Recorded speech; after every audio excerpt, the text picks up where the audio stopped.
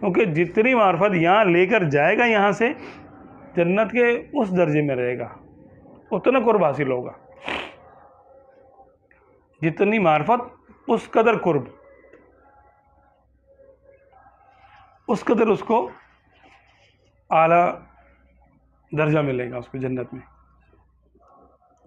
یہاں پر بھی دنیا میں بھی جو زیادہ تعلیم یافتہ ہوتا ہے، کسی فن کا زیادہ جاننے والا ہوتا ہے تو اس کو اوپر کا درجہ دیتے ہیں اس کو، اور جو کم جاننے والا ہوتا ہے اس کو نیچے کا درجہ دیتے ہیں. بالکل نہیں جاننے والا ہوتا ہے اس کو بالکل نیچے کا درجہ دیتے ہیں.